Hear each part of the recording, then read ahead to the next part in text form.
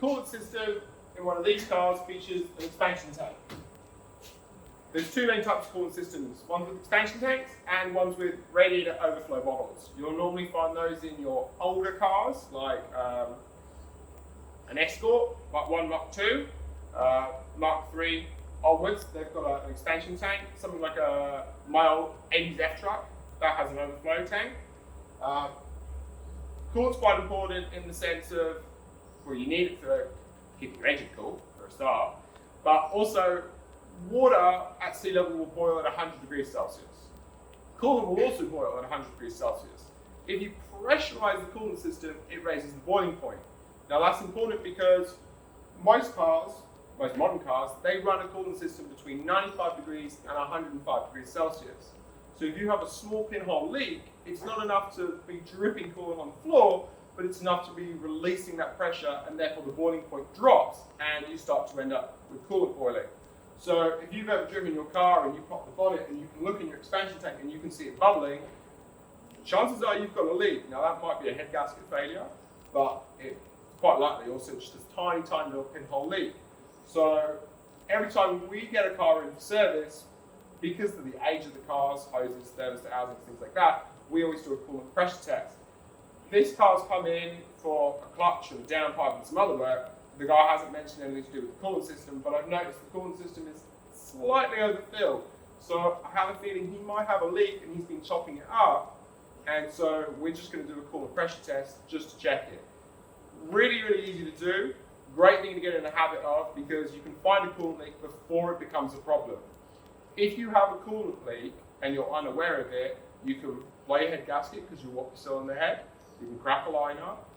Basically, it can cost you a lot of money. So a real simple test will basically save your bacon quite easily, and it's dead straightforward. Now, I've got two different types of pressure tester systems here. This is just an eBay cheapy one. You can buy relatively cheap, and look, if you're going to use it just on your own car, it will probably last you quite well. The only thing you've got to check is that you have one that looks like this. None of these will work on the XR5 or RS-2 ST225 header tank. You've got to have this double seal hip bit down here and it like that. I used to buy a new one of these kind of every 6 months because they were cheap and they would wear out. The other thing that they would wear out is just the rubber hose start to get a bit tired. And look, because we use them so much, I spent the big money on the snap-on one. So that's your part number for a snap-on one. And then I had to get the snap-on guy to order me in this one. So that's the part number that will fit the RS Mark II factory header tanks. I'll show you how to use them. Okay, so obviously do it when the car is cold. As you can see, remember I mentioned earlier, this coolant's slightly over full. The max line is where this join line is here. So you just want to unscrew your cap.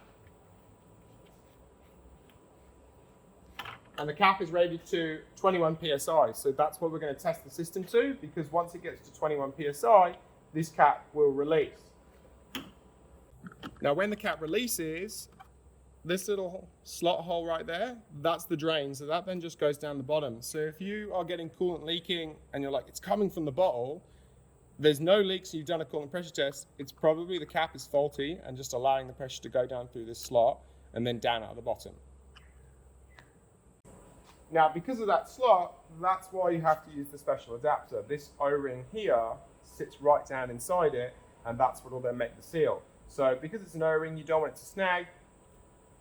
Just a little bit of spit on it, just lube it. You'll spin it on, all the way, so it goes nice and tight. And you just take your pump adapter, stick that on all the way till it stops. It's got a gauge, so we're just going to pump all the way up to 21 PSI.